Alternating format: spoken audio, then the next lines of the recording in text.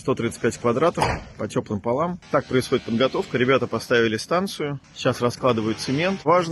Самое важное, они насыпают песок в новые мешки и фиксируют, дабы шланг под давлением не повредил рамы. Все радиаторы напольные заклеили стрейчем, чтобы не повредить. Ребята начинают делать засыпку.